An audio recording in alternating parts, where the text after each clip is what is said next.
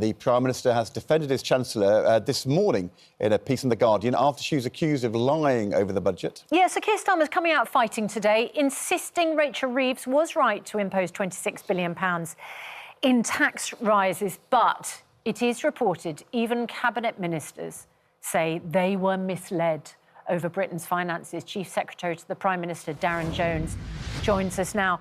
Very good morning to you, Mr. Jones. Do you feel you were misled over the country's finances? Good morning. Great to be with you again. I don't feel misled because the Chancellor's presented a budget that hit the test that she set, that we have sufficient headroom, that's unallocated money over the course of this Parliament, £20 billion in case something goes wrong during those years. That's the right thing to do. It's protected our investment in the National Health Service and in public services. And it's taken a direct set of decisions to help people with the cost of living, from energy bills through to childcare and rail fares. Why are your cabinet ministers complaining, do you think? Because the impression that we're getting is that people were very unhappy when the Prime Minister did her emergency broadcast on November the 4th, sort of warning of a desperate state of affairs in the economy, which was going to, it was suggested, lead to tax rises. Let's just have a listen to what she said on the 4th of November in that emergency broadcast over our Cheerios. The Office of Budget Responsibility, the UK's public finance watchdog, will set out the conclusions of their review of the supply side of the UK economy.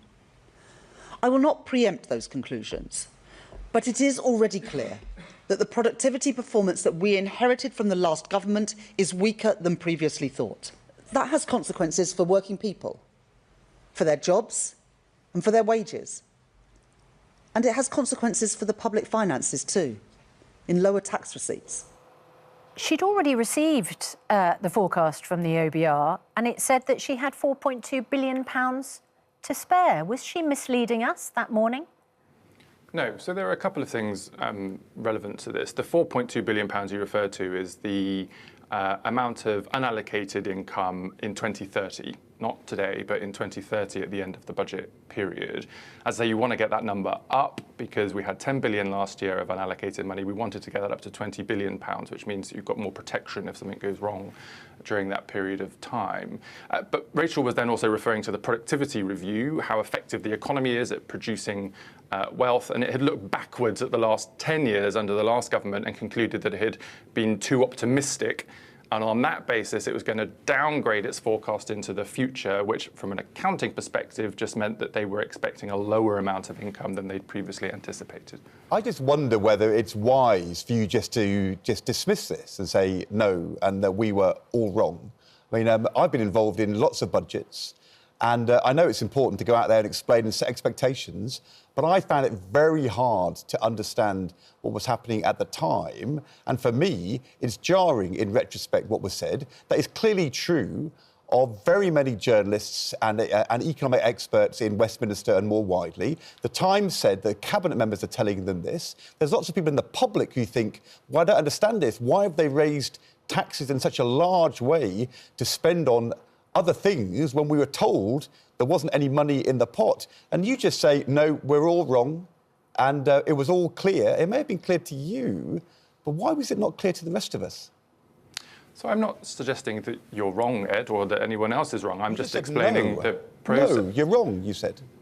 No, well, the question was wrong in that Rachel wasn't misleading the country, but I'm not suggesting that anything else. Everybody else feels that's the right question. So when you say no, the question's wrong, we just feel as though you're just sort of dismissing us. No, I'm just trying to explain the process, which is these 5 rounds of forecasts from the Office of Budget Responsibility in the run-up to a budget. Now, I mean, you know that didn't exist when you were in the Treasury, so it's important to explain to people what that means. And it means the numbers essentially move around quite a lot in those 5 forecasts until you get honed in on the final numbers in the weeks running up to the budget. But look, as I've said, the Chancellor's been very clear. She wanted higher headroom. She wanted to take decisions like reducing energy bills by moving some of the net zero levies from bills into taxation. We took active decisions, for example, on investing money to tackle child poverty. And when you add those things up in the scorecard, the big Excel spreadsheet, obviously you have to take decisions about how you're going to do that and what you can or can't afford to do. And that's the context of that was what the Chancellor was setting out in her speech. The problem was, in that speech and in the days after, the Chancellor and the Treasury was clearly paving the way for tax rises, and people were told there was an income tax rise coming. And then, a week later, suddenly out of the blue, journalists were told, no, that's no longer happening because the forecast for the Office of Budget Responsibility has improved since the Chancellor's breakfast statement. And it turns out that was entirely untrue. And the OBR have said that out very clearly in their letter last week. There hadn't been a change in the forecast. So that is at best misleading and potentially worse. We'll find out when it's scrutinised in Parliament. I'm just saying to you that all of us felt that this was not clear and straight. We felt confused. But you're saying to us that, yeah, no, but it's all kind of straightforward and that we weren't sort of smart enough to spot it. And I just wonder whether that's right. I'm not making any judgment on how smart you are, Ed. I'm just saying that in the process of the budget, you consider lots of options depending on what you can afford and can't afford to do. That meant that, for example, that you did consider all of the different tax options at the start of that process. And at the end of the process, as you got closer to the budget, the Chancellor then honed in on the decisions that she wanted to take. And that's what we were presented with in the budget last week in Parliament. But it's normal, of course, for the Chancellor to think about the whole range of things that she might want to do and then to hone in on those decisions as the OBR forecast hones in on the final numbers. Mr. Jones, you're absolutely right. I'm sure it is normal.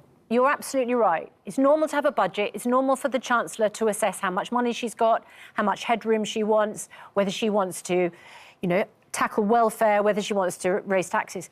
It is not normal for the Chancellor, a couple of weeks before the budget, to have an emergency press conference live on air during breakfast television viewing, which sends a message to the public, to the voters, it's far worse than I feared, and you are all going to have to tighten your belts as a result.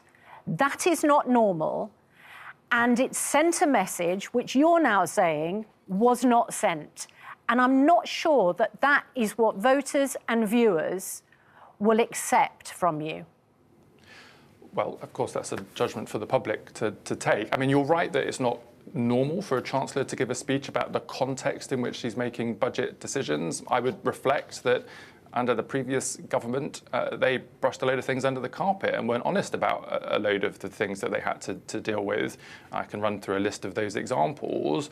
Rachel was just being upfront with the public about the context in which she was operating and recognising that even in the context of not having to raise headline rates of income tax, national insurance and VAT, it was still a tax-raising budget that was needed to be done in order to get us to that £20 billion of unallocated money over the course of the Parliament and to enable some of the decisions that she took on things like energy bills and the cost of living. But it was directly as a result of her choices that she had to raise those taxes, not as a result of any black hole or loss of money through tax receipts, which the OBR said they told her was better than expected before she gave the emergency press conference. But which we didn't know at the time, even though the Chancellor and the Treasury did. Well, look, I think it's a false definition to call the headroom a choice. It's normal for governments, I think, on average, to have about £30 billion of unallocated money at a budget.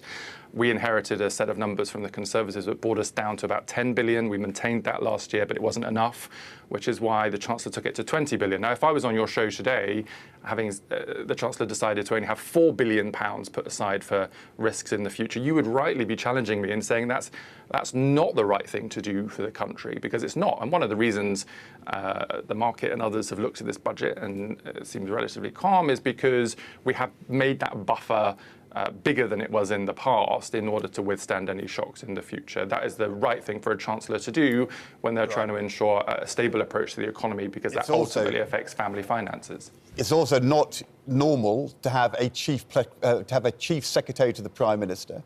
It's not normal for the chief secretary to the Prime Minister to come on the television 3 days, 4 days after the budget, because the Prime Minister is making a speech trying to clarify what the budget message actually is, because things have clearly gone awry. I mean, this has been a pretty bad few days, hasn't it? Look, the Prime Minister was always intending to give a speech this week after the budget to focus on the government's approach to renewing the economy and making it grow so that we have people with better pay and businesses that are more profitable. He's announcing a number of measures today around supporting young people back into work with support for training and education, as well as cutting regulations to make sure that we can build things quicker in our country. The economy is obviously really important because it's not yet performing as adequately as we want it to. And so it's understandable that the Prime Minister is directly involved in that discussion. OK, Darren Jones, thanks very much indeed.